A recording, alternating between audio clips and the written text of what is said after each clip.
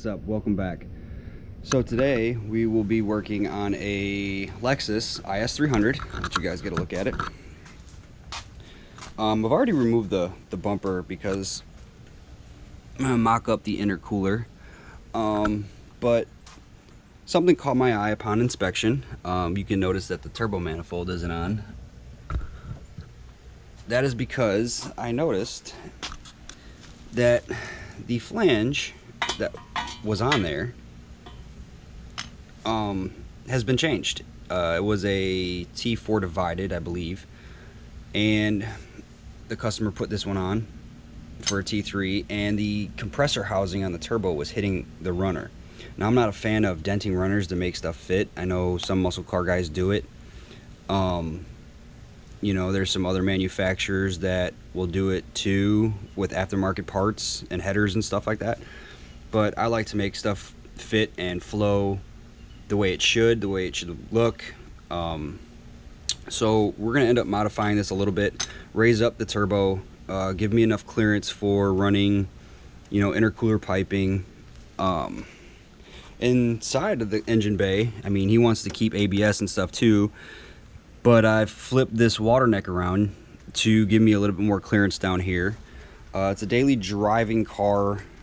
The customer is on a budget. He wants to budget build this. So we're gonna try to make it as functional as possible with keeping creature comforts like the windshield washer reservoir and, you know, ABS and stuff like that. So yeah, let me get started, and then I'll cut you guys back on and take you with me. All right.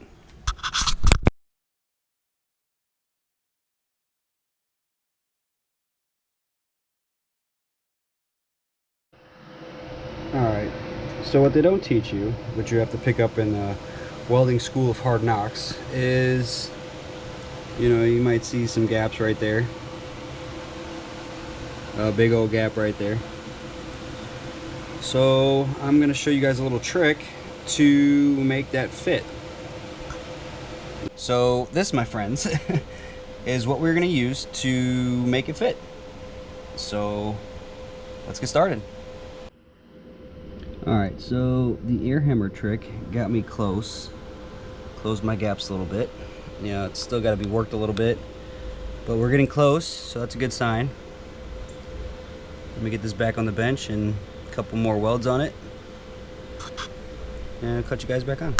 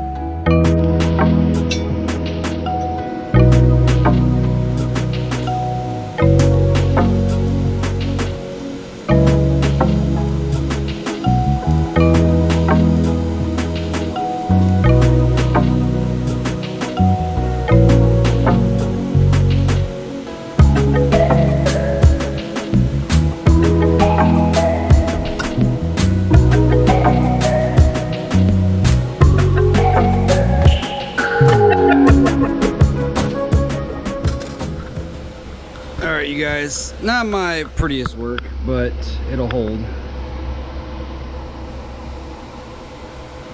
I didn't have much to work with, but we made it work. So let me go fit this on the car and see what it's looking like. Alright, welcome back. Got the turbo, the manifold, everything set up. Got a whole bunch of room in here now. Stick my whole hand in there.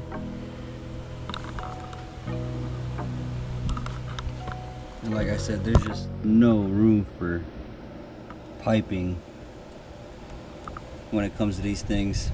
Not unless you weld onto the turbo housing itself.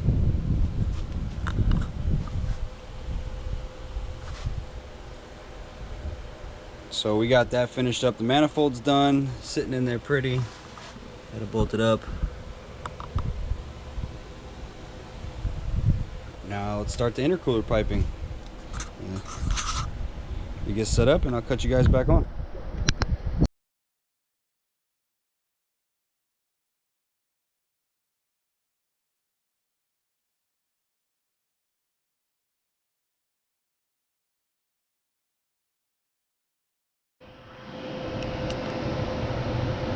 So we got the turbo welded up. Sorry, the GoPro died, had to let it charge, so I figured I'd get this done.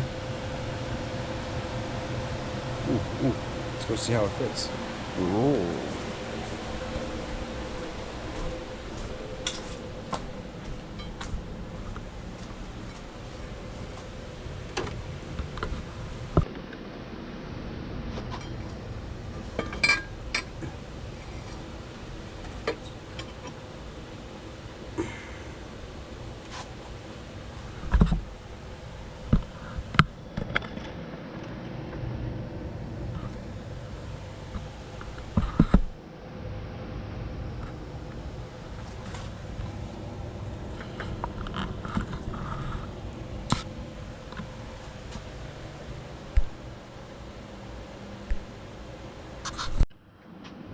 Alright, so got the intercooler mounted up. Loaded some tabs onto the bash bar. Now let's start doing the intercooler piping. I'll cut you guys back on. What up, you guys? Alright, so we made the intercooler piping. You guys didn't get to see it, but I'll show it to you now. It was a pain in my ass.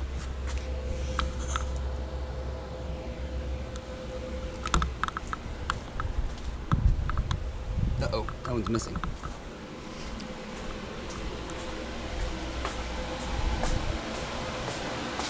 So here's this one. Still gotta cut the hole for the blow-off valve.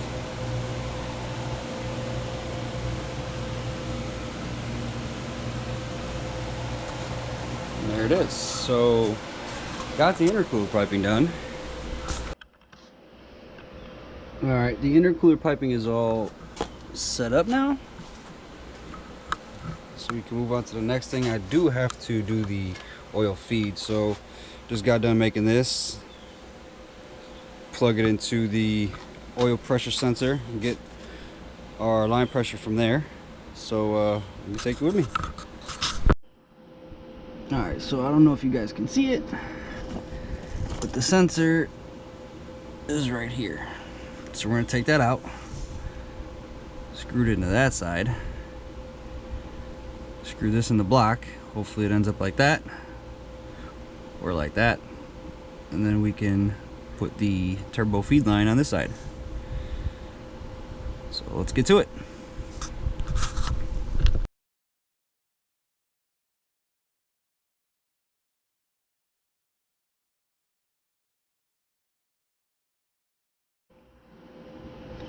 Alright, so I got it out.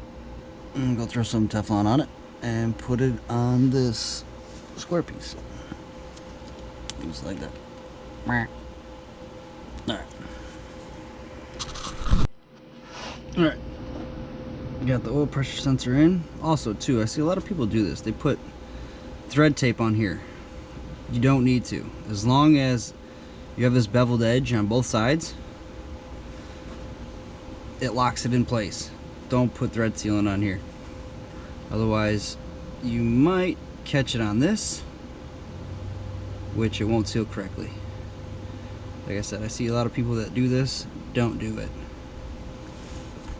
Alright, let's put it in.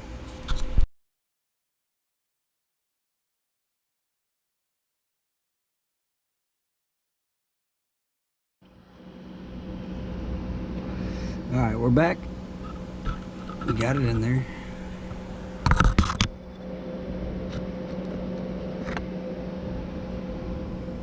Let's see what it looks like.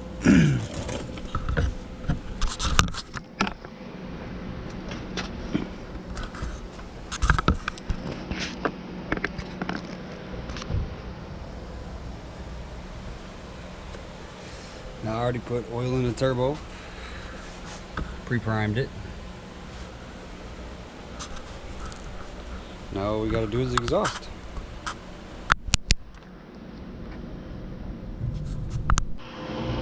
Alright, so we got the flange welded on. Use downpipe. Now we just gotta finish out the rest of it. Let this cool down, put it on, and then I'll cut you guys back on when I'm at that point. Alright, so we got the downpipe installed. Now we are finishing off the midsection. And I'll let you guys tag along for that.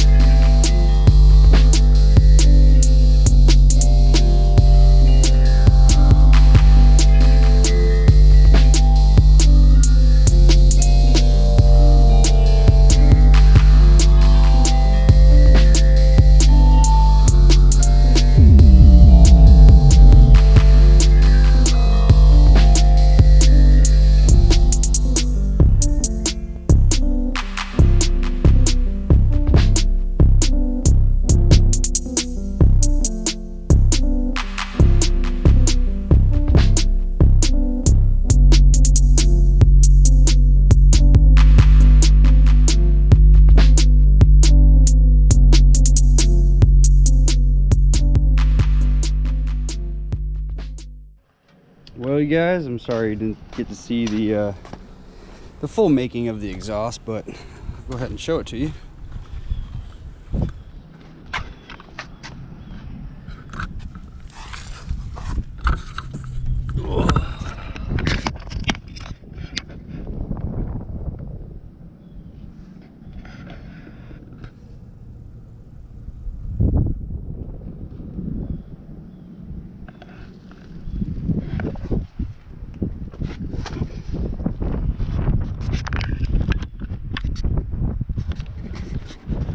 And she's done, ready for pickup.